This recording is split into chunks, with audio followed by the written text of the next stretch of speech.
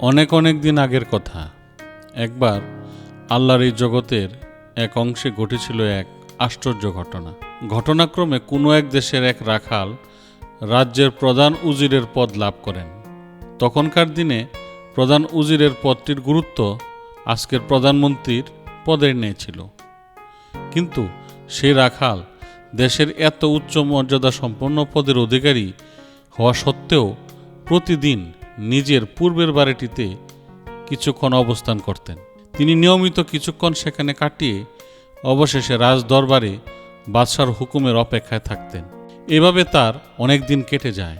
একদিনের ঘটনা, সরকারের গুপ্তচররা জনাব উজিরের এই ধরনের কার্যকলাপকে বাদশার কর্ণগোচর করে।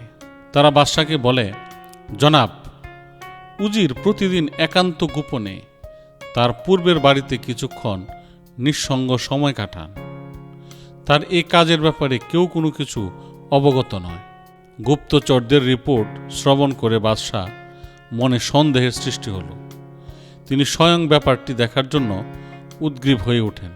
তাই নিত্যদিনের ন্যায় উজির যখন তার পুরাতন বাড়িতে নিঃসঙ্গ সময় কাটাচ্ছেন, তখন অতর্কিতে একদিন তিনি সেই বাড়িতে ঢুকে পড়েন।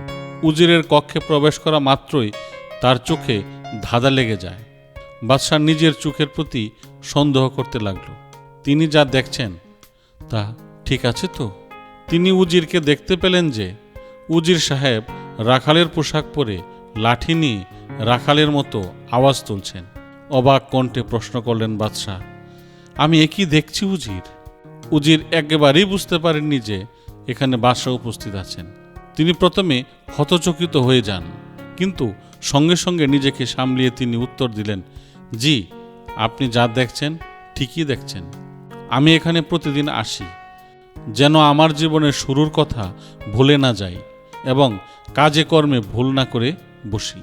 কেননা যে তার জীবনের দুর্লভ সময়গুলোর স্মৃতি মনে রাখে, শক্তিমত্তার সময়ে অহংকার তাকে আক্রমণ করতে পারে না। বাদশাহ তার উজিরের এমন প্রজ্ঞাময় কথা শুনে একেবারে থ হয়ে গেলেন। আমাদের সমাজে এমন অনেক লোকই আছেন যারা তার অতীতের কথাকে ভুলে যান এবং তার মধ্যে এক ধরনের অহংকার সৃষ্টি হয়। ঠিক যেভাবে আজাজিল ভুলে গিয়েছিল তার সৃষ্টিকর্তার কথা, তাই আদমকে নিয়ে তার মধ্যে অহংকারের সৃষ্টি হলো।